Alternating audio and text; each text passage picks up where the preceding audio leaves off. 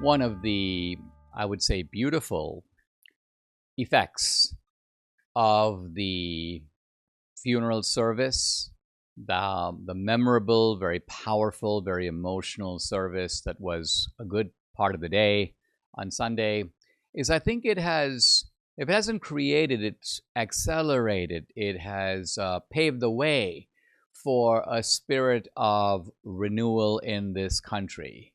Now, not just political renewal, but also cultural renewal, also moral renewal, also spiritual renewal.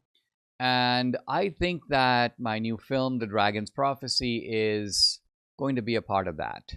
It is in that spirit. In fact, what it brings to an otherwise a debate that is full of kind of allegations and accusations and even bitterness, with cries of colonialism and genocide and Israel controls America and the Mossad is paying you, and all of this kind of acidic commentary. There's really a need to bring the spirit of the Bible, the spirit of Christianity, a kind of enlarged perspective that draws on biblical prophecy, but also biblical archaeology to ground the Bible in historic facts, showing that the events and truths of it are real. These were real people, real events, things that actually happened. And so this film could not be coming at a better time. If you really want a deep understanding of our place in unfolding events, in biblical prophecy, are we living in the end days? Does the end, and by the end here we just mean a phase of history, a phase of biblical history that, and this is part of what the film argues, it resembles the beginning. The battles between Israel and Hamas are not all that different from the battles of the ancient Israelites versus the Moabites and the Hittites and the Philistines and others. So this is a fresh perspective. This is something that Jonathan Cahn, through his book, The Dragon's Prophecy, brings to all this. And I think this is a mind-blowing film. At some level, these things are, a film is hard to describe. If I were to tell you that Hillary's America is just a history of the Democratic Party, it doesn't do justice to what that film actually shows you, the experience of watching it. If I were to tell you the Shawshank Redemption is about prisons and it's about friendship, that doesn't even begin to describe the experience of watching that film. And the same is true here.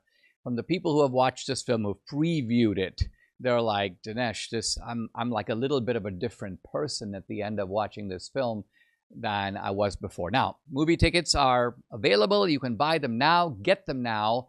The movie's in about 400 theaters, so I hope it's playing in a theater near you. There's a good chance it is. You got to go to the website, thedragonsprophecyfilm.com. The Dragons, plural, thedragonsprophecyfilm.com. Sign up for your tickets, round up family and friends, round up your reading group or your men's Bible study group, or put the word out in your church and get people to go. Go in a group. It's really fun to watch these films in the theater. It's really fun to watch it with people who are like-minded. So the film is in the theater only 2 days. Easy to remember because it is not October 7th itself, but it's the day before, October 6th, and the day after, October 8th. So Monday, October 6th, or Wednesday, October 8th. And if you can't go to the theater, no problem.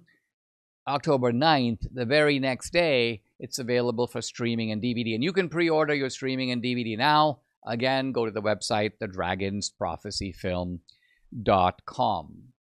By the way, I don't know if I've explained the title. The title actually refers to a passage in the book of Revelation where the dragon, representing the devil, Satan, declares war on a woman seeking to destroy her. The woman is Israel, and the woman is pregnant. So obviously for us as Christians, what does that mean? Well, the pregnancy is, of course, the Messiah. And the devil's war is not just against the people of God, but it's also against the Messiah, who is the fruit of the womb, you might say, obviously, of Mary, but also of, symbolically here, of Israel. So great stuff. I'm very proud of this film. Debbie says it's far and away. I don't like to judge my own films. It's the best one, but Debbie thinks it really is. Reaches a level of the sublime that's very hard to reach in a film. This film does it. Also, wonderful music, by the way. So check it out. I'm excited to have you watch it and hear what you think about it. Hey, I know a thing or two about being targeted by the government, but don't give them a reason to target you. Owing the IRS back taxes is a good way to get targeted. Are your tax returns still unfiled? Did you forget to file for an extension? The October 15th deadline is fast approaching. Time is running out. If you haven't gathered all your documents or made any estimated payments, you could soon be chased down, targeted by the IRS. Now, they can garnish your wages, they can freeze your bank accounts, even seize your property. They have a lot of power. But there's help available. Tax Network USA is a nationwide tax firm. They've helped taxpayers save over $1 billion in tax debt.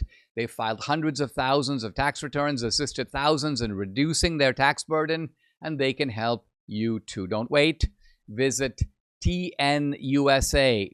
So TN is Tax Network. Visit tnusa.com/Dinesh or call 800-958-1000. You get a 100% free consultation in one short call. The experts at Tax Network will guide you through some simple questions to determine how much you can save. Take action now before it's too late. Visit tnusa.com/Dinesh or call 800-958-1000.